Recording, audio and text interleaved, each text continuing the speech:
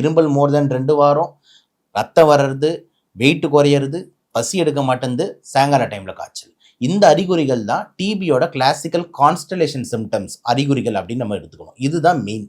ஆனால் இதை தாண்டி டிபி கிருமி எப்படி உருவாகிருக்கு, அப்படி எப்படி வந்து டிசைன் ஆகிருக்குன்னு பார்த்தீங்கன்னா, அது வந்து நுரையீரலில் வந்து தாக்கினாலும் அது டிபி எங்கே வேணாலும் போயிட்டு உருமாறலாம். அதாவது டிபின்றது எப்பயுமே நுரையீரலில் மட்டும்தான் வரும்னு கிடையாது. டிபி கண்லேயும் வரும், டிபி மூளையிலையும் வரும், கிட்னியில் வரும், லிவரில் வரும், கர்ப்பப்பையில் வரும், எலும்பில் வரும், சதையில் வரும், எங்கே வேணாலும் வரும். அப்போது அந்தந்த உறுப்பு சார்ந்தும் சில நேரத்தில் அறிகுறிகள் மாறும். இப்போ எக்ஸாம்பிள், கர்ப்பப்பையில் எனக்கு டிபி இருக்குது அப்படின்னா அவங்களோட மெயின் அறிகுறி என்னன்னு பார்த்தீங்கன்னா கன்சீவ் ஆக மாட்டாங்க. ஓகேங்களா? இன்ஃபர்டிலிட்டின்னு சென்டர்ஸ் நிறைய ஓப்பன் பண்ணியிருக்காங்க சென்னை ஃபுல்லாக. அதுக்கு முக்கியமான காரணம் இந்த டிபி. இந்தியாவில் most common cause of infertility TB. ஓகேங்களா? அதுக்கப்புறம் தான் இந்த பிசிஓடி இந்த மாதிரி நோய்கள்லாம்.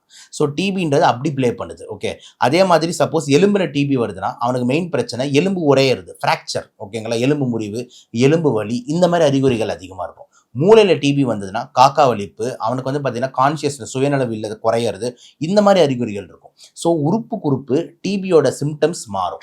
ஆனால் கிளாசிக்கல் சிம்டம்ஸ்ன்றது நுரையீரல். ஏன்னா நுரையீரலை தான் அது மெயினாக தாக்குது. ஏன்னா காற்று மூலியமாக பரவக்கூடியது தான் டிபி. காற்று மூலியமாக நேரம் நுரையீரலுக்கு தான் போகுதுன்றதுனால கிளாசிக்கல் சிம்டம்ஸ் நான் சொன்ன அந்த 4 தான். இப்போ டிபி பேஷண்ட் இருக்காங்க சார், அவங்களுக்கு எந்த மாதிரி ட்ரீட்மெண்ட்லாம் ப்ரொவைட் பண்ணுவீங்க சார்? டிபி பேஷண்ட்டுக்கு ஜென்ரலாக இம்பார்ட்டன்ட் ட்ரீட்மெண்ட் அப்படின்னும் போது 3 மந்திரமாக பிரிக்கலாம். ஒன்று வந்து பார்த்தீங்கன்னா உணவு, 2வது வந்து நல்ல ஓய்வு, 3வது மருந்து. இந்த 3 தான் 3 இம்பார்ட்டன்ட் டொமைன்ஸ். ஓகே, ஃபஸ்ட்டு வந்து பார்த்தீங்கன்னா உணவுன்றது ஏன் இம்பார்ட்டன்ட்னா, டிபி வந்து கொஞ்சம் கொஞ்சமாக ஆளை அரிச்சு கொல்ற நோய். புரியுதா நான் சொல்கிறது? ஒரு நாளில் கொல்ற நோய் கிடையாது. It takes long time. Okay, அப்போ உள்ளே பூந்துதுன்னா கொஞ்சம் கொஞ்சமாக ஆளோட தசைகள் எல்லாம் கொஞ்சம் கொஞ்சமாக சாப்பிட ஆரம்பிக்கும். ஓகே, ஏன்னா அது வளர்கிறதுக்காக நம்ம உடம்போட நியூட்ரிஷனை ஃபுல்லாக அது சக் பண்ணிக்குது.